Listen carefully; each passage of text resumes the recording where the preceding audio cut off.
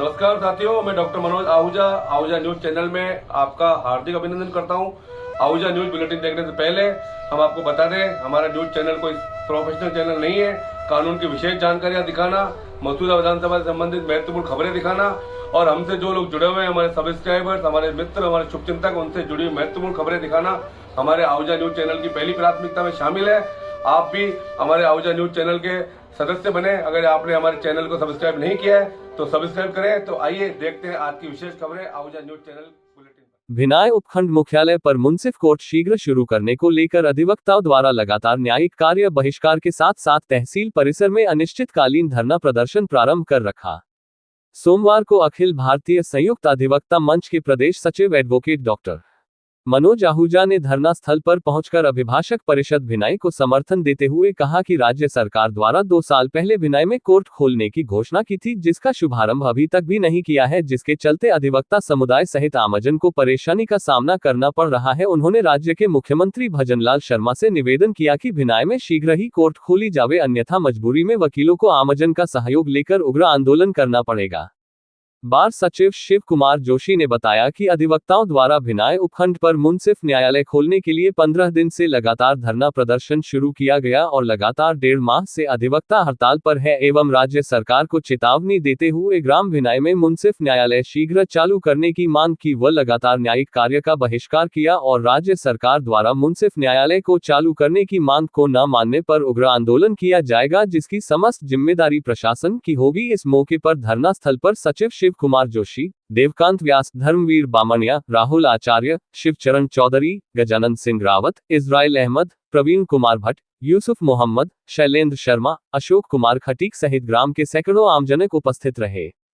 वहीं इस मौके पर भाजपा जिला उपाध्यक्ष सुभाष वर्मा, राकेश शर्मा, ओम प्रकाश आचार्य, सूर्यकांत खटीक, अमरचंद खींची सहित अधिवक्ता उपस्थित रहे। इसके साथ ही सोमवार को सैकड़ों नेताओं व ग्रामीणों ने धरना स्थल पर पहुंचकर बार एसोसिएशन भिनाई को समर्थन दिया तथा राज्य सरकार को आह्वान किया कि सस्ते और सुलभ न्याय की परिकल्पना को साकार करने के लिए राज्य सरकार बजट घोषणा की पालना में शीघ्र कोर्ट खोलने के आदेश जारी करे। वहीं इस मौके पर उपखंड अधिकारी सुनील कुमार झिंगोनिया ने धरना स्थल पर पहुंचकर समझाइश करने का भी प्रयास करते हुए अधिवक्ताओं की मांग को राज्य सरकार तक पहुंचाने व शीघ्र ही उचित कार्यवाही का आश्वासन भी दिया।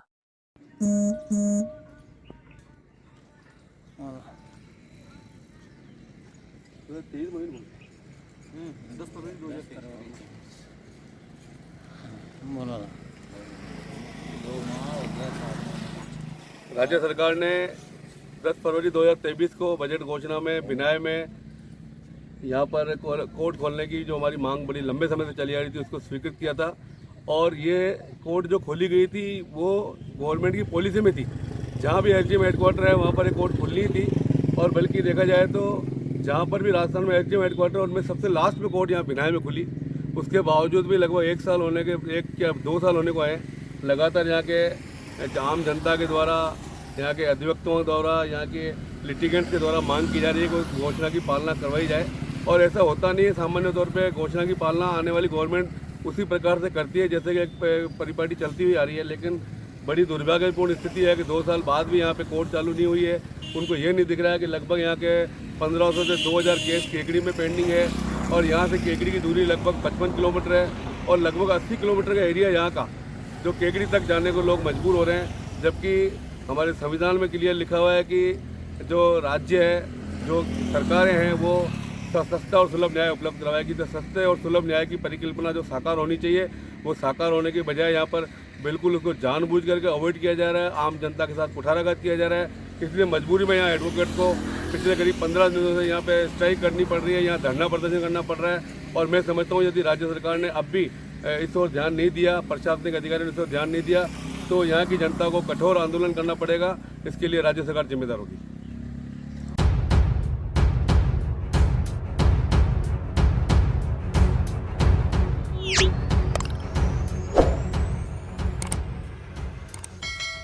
राजधानी की शिक्षाविद प्रोफेसर डॉक्टर राधा गुप्ता द्वारा लिखित पुस्तक इंग्लिश फॉर लॉ का विमोचन सोमवार को राजस्थान उच्च न्यायालय के न्यायाधिपति श्री अनूप धन द्वारा किया गया।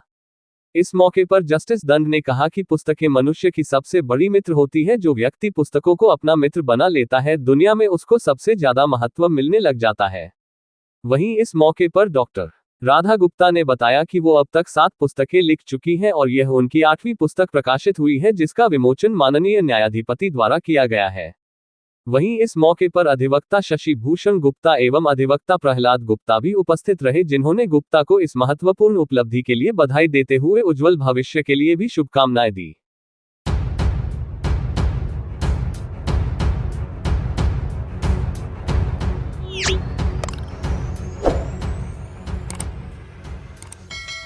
अजमेर के एडवोकेट भानु प्रताप सिंह शक्तावत के साथ सिविल लाइन्स थानाधिकारी छोटेलाल मीणा द्वारा किए गए दुर्व्यवहार का विरोध करते हुए सोमवार को बार काउंसिल ऑफ राजस्थान के पूर्व vice chairman advocate Yogendra Singh Shaktawat, जिला बार एसोसिएशन के अध्यक्ष चंद्रभान सिंह राठौर, सचिव राजेश यादव व राजस्व मंडल बार के अध्यक्ष राजेंद्र सिंह बराड़, सचिव भीनिया राम चौधरी के नेतृत्व में अधिवक्ताओं ने पुलिस प्रशासन के खिलाफ विरोध प्रदर्शित करते हुए कलेक्ट्रेट के बाहर जाम लगा दिया तथा पुलिस अधीक्षक को ज्ञापन देकर इंचार्ज छोटेलाल मीणा के खिलाफ कार्यवाही की मांग की है। इसके साथ ही 3 दिन तक न्यायिक कार्य का भी बहिष्कार किया है।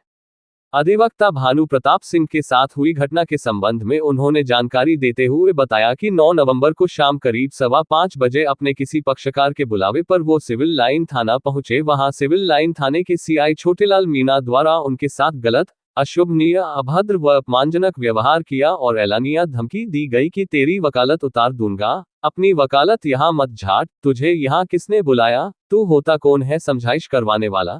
जब उन्होंने सीआई साहब को बताया कि मैं अपने पक्षकार के बुलाने पर यहाँ आया हूँ, तो कहने लगा कि तू वकील है तो मैं क्या करूँ, मेरे थाने से बाहर निकल जा, नहीं तो तुझे अभी सबके साथ जेल के अदन डाल दूंगा। और पीछे से खुद मुझे धक्के लगा। जब मुझ अधिवक्ता द्वारा अधिकारी से ऐसे गलत व्यवहार का शांतिपूर्ण तरीके से ऐसे व्यवहार का कारण पूछना चाहा व गलत व्यवहार का विरोध किया तो कहने लगा, अभी यहाँ से रवाना हो जा वरना इन सब के साथ अभी तुझे भी अंदर कर दूंगा, ज्यादा वकील मत बन, सारे वकील आ जाते हैं मुलजिमों के हिमायती बनने, ऐसे मुकदमे लगाओगा कि तुझे पता लग जाएगा कि वकालत क्या होती है। उन्होंने बताया कि उस समय क्षेत्रीय पार्षद श्री राजेंद्र सिंह जी राठौड़ व अन्य गवाह भी मौजूद थे। उन्होंने बताया कि परिस्थिति व मेरे पक्षकार के हितार्थ को ध्यान में आवश्यक समझते हुए सीआई साहब का ज्यादा विरोध नहीं करते हुए उस समय थाना परिसर के गेट से बाहर निकल आया, किंतु मैं उस समय अपने आप को सभी के सामने काफी लज्जित व अपमानित महसूस करने लगा और अपने साथ हुए इस सार्वजनिक अपमान व अभद्र व्यवहार की घटना की सूचना आवश्यक रूप से 181 राजस्थान संपर्क पोर्टल पर संक्षिप्त रूप से दर्ज करवा दी थी। उन्होंने कहा कि मुझ अधिवक्ता के साथ हुए गलत व अपमानजनक कृत्य के लिए सिविल लाइन थानाधिकारी को नियमानुसार निलंबित कर व सार्वजनिक रूप से प्रताड़ित करने व जानबूझकर एक वकील समुदाय की छवि सार्वजनिक रूप से धूमिल करने व मुझ अधिवक्ता के आत्मसम्मान को सार्वजनिक रूप से ठेस पहुंचाने के लिए संबंधित कानूनी धाराओं में मुकदमा दर्ज कर आवश्यक नियमानुसार कानूनी कार्रवाई करवाने के लिए उन्होंने विभिन्न अधिकारियों सहित बार काउंसिल ऑफ राजस्थान से भी निवेदन किया है।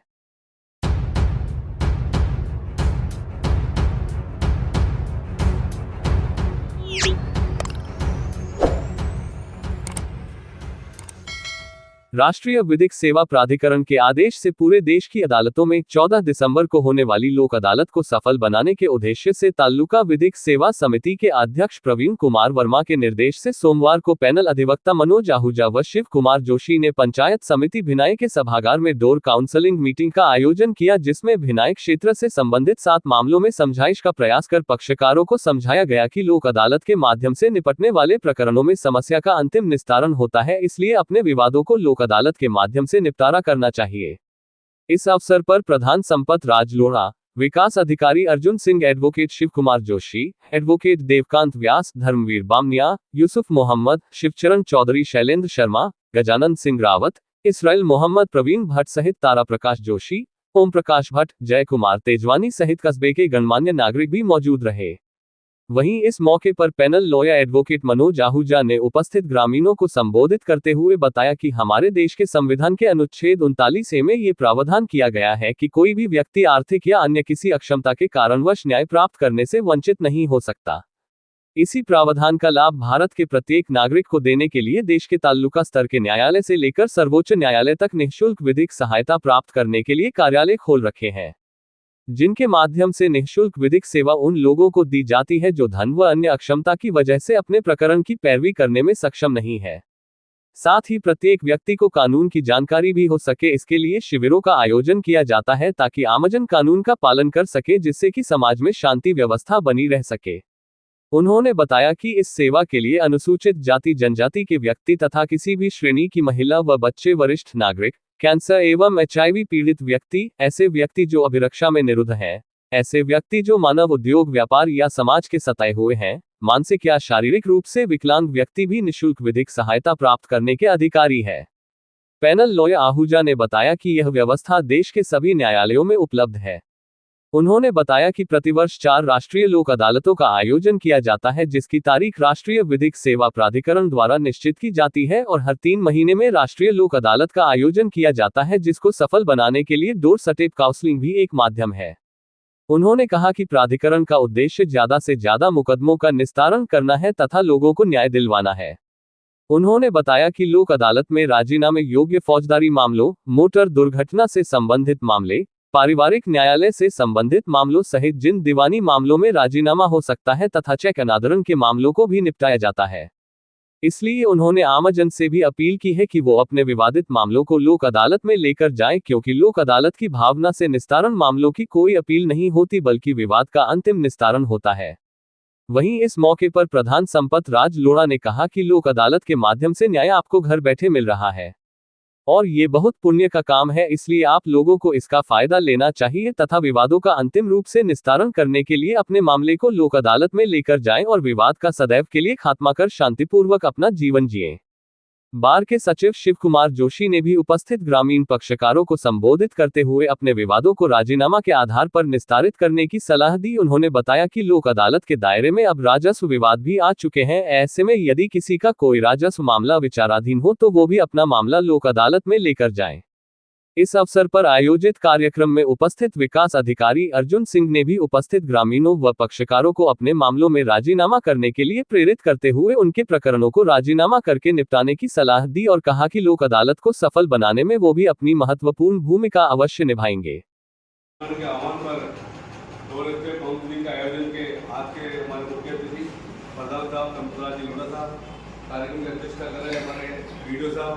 विशिष्ट अतिथि के रूप में हमारे पैनल जोशी जी, हमारे बाहर के एडवोकेट साथी और विनायक के सबराम नागरिक बंधुओं और पक्षकार बंधुओं, जैसा कि आपको बताया गया अभी जस्ट कि इसका जो मुख्य उद्देश्य है वो ये है कि कुछ मामले ऐसे होते हैं जिनका आपस में राजीनामे के आधार पर निस्तारण किया जा सकता है। CRPC की धारा 320 में इस प्रकार के मामलों को डिफाइन किया गया है कि कौन कौन से मामले राजीनामे योग्य हो सकते हैं, जिसमें चेक अनादरण के मामले होते हैं, कुछ सिविल मामले होते हैं और कुछ मामले जो राजीनामे योग्य बताया गया। इस प्रकार के मामलों में हमारे न्यायपालिका की ये मंशा रही है कि कोर्टों में इतना लोड है, इतना वर्क है कि वो हर केस को सुलझाने में इतना समय नहीं दे पाते हैं। तो इस प्रकार की नई प्रक्रिया बनाई गई कि जाकर के आप वहाँ पर उनको समझाइश करके राजीनामा करो, तो उसी प्रक्रिया का एक हिस्सा है और स्टेप काउंसलिंग। इसका उद्देश्य ये है कि जो पक्षकारों के मध्य जो विवाद चल रहा है उसमें हम एडवोकेट शामिल हो जाएंगे, प्रधान साहब हो जाएंगे और भी जनप्रतिनिधि, सामाजिक कार्यकर्ता, वो बैठ करके समझाएंगे। तो निश्चित तौर पे जब मुख्य विवाद है उस मुख्य विवाद तक हम पहुंच जाते हैं और राजीनामे से जो मामले निपटते हैं वो हमेशा के लिए निपट जाते हैं। वहाँ पर एक सौहार्दपूर्ण वातावरण का जन्म होता है, क्योंकि कोर्ट से जब मामले का निस्तारण होगा तो एक पक्ष की हार होगी, एक की जीत होगी, तो दूसरा पक्ष फिर अपील में चला जाता है, तो वो विवाद एंडलेस हो जाते हैं और ये वातावरण जो सौहार्दपूर्ण होना चाहिए वो नहीं हो पाता है। तो ये नई प्रक्रिया का जो गठन किया गया 1987 के एक्ट से, उसी का पार्ट है लोक अदालत। तो आने वाले 14 दिसंबर को जो राष्ट्रीय लोक अदालत का आयोजन किया जाना है, उन मुकदमों में कौन कौन से, उन लोक अदालत में कौन कौन से मुकदमे का निस्तारण होगा, उस प्रक्रिया के लिए आज हम लोग आए हैं। माननीय वीडियो साहब भी यहाँ मौजूद है और वो भी उनको भी हम ये निवेदन करेंगे जो इस प्रकार के छोटे मोटे विवाद जो आपकी नॉलेज में आते हैं, उन विवादों को आप राष्ट्रीय लोक अदालत में हमारे पास हमारे यहाँ जोशी जी यहाँ लोकल पैनल और उनके पास भिजवाएं, तो हम कोशिश ये करेंगे कि उनका बैठ करके हम निस्तारण कर सके। और हमारे संविधान का एक और इसमें जो सबसे महत्वपूर्ण जो काम है लोक अदालत का, राष्ट्रीय लोक अदालत का, विधिक सेवा प्राधिकरण का, वो ये है कि कोई भी व्यक्ति धन के अभाव में न्याय से वंचित नहीं रह सकता। ये हमारे संविधान का एक मूलभूत उद्देश्य है। यदि कोई व्यक्ति गरीब है या एक गरीबी रेखा के नीचे जो एक निर्धारित आय तय कर रखी है, SC ST का है, प्रिजनर है, जेलर है, महिला है, उन लोगों को एक लिस्ट बनी हुई है विधिक सेवा प्राधिकरण अधिनियम में कि कौन कौन लोग न्याय प्राप्त करने के लिए निःशुल्क विधिक सहायता ले सकते हैं। तो वो विधिक सहायता किन किन लोगों को मिलेगी वो भी इस अधिनियम का और विधिक सेवा प्राधिकरण का उद्देश्य है। जो लोग वास्तविकता में अपने केस के लिए वकील नहीं नियुक्त कर सकते, सरकार उनको और कोर्ट उनको वकील नियुक्त करवाती है। तो इस प्रकार का जो कार्य जो किया जाता है निश्चित तौर पर मैं समझता हूँ एक परोपकार का कार्य है। उसमें आप सभी की महत्वपूर्ण भागीदारी रही, आप सब पधारे और आपने इस कार्यक्रम में अपनी महत्वपूर्ण भूमिका निभाई। तो मैं आप सभी से निवेदन करूंगा कि आने वाली राष्ट्रीय लोक अदालत 14 दिसंबर को होने जा रही है, उसमें आप भी आपके जो भी मिलने वाले हैं जिनका कोई मुकदमा विचाराधीन है, लंबित है, उनको राय दीजिए कि वहाँ जाए और अपना केस राजीनामे से निपटाने का प्रयास करें। बस मैं आज इतना कहूँगा। जय भारत, जय हिंद, धन्यवाद। नालसा के तहत होने वाले 14 दिसंबर को जो राष्ट्रीय लोक अदालत अभियान होगा उसके लिए आपको गति के लिए इसमें देश का सांसद अवधि और सभी एडवोकेट बंधुगण और पक्षकार सब पधारे, इसके लिए मैं आपका आभार व्यक्त करता हूँ। और आने वाले 14 दिसंबर को होने वाला कार्यक्रम है उसमें हम हमारे मॉडल्स में जितने भी प्रकरण जो राजीनामे के थ्रू होने वाले हैं उनमें हम प्रयास करेंगे वो यहाँ पे आए और उनका निपटारा हो। आप सबने बताया, इसके लिए धन्यवाद।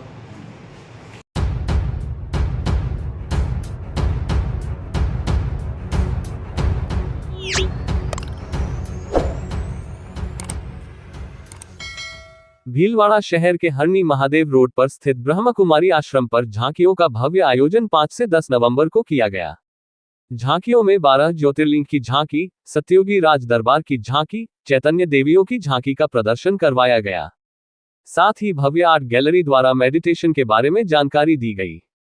हरनी महादेव रोड स्थित ब्रह्म कुमारी आश्रम भीलवाड़ा शहर का सबसे बड़ा आश्रम है और इस आश्रम के शिखर पर निर्मित विशाल शिवलिंग अपने आप में इस आश्रम की भव्यता को प्रदर्शित करता है। आश्रम पर प्रतिदिन योग मेडिटेशन करवाया जाता है।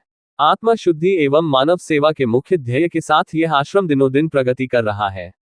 हाल ही में आश्रम के कुछ ही दूरी पर हनुमान टेकरी आश्रम के नजदीक आरसीएम ग्राउंड में बागेश्वर धाम सरकार के द्वारा हनुमंत कथा के आयोजन में ब्रह्म कुमारी आश्रम द्वारा पीने के लिए शुद्ध जल एवं शरबत की व्यवस्था की गई। आश्रम द्वारा समय समय पर मानव सेवा के लिए किए गए इन प्रयासों की वजह से यह स्थान लोगों के आस्था का केंद्र बना हुआ है। अपने जीवन के आध्यात्मिक विकास की कामना रखने वाले सभी आगंतुकों का आश्रम द्वारा स्वागत किया जाता है एवं उन्हें उचित रूप से दीक्षित करके उनके ईश्वर प्राप्ति के मार्ग को सुगम किया जाता है।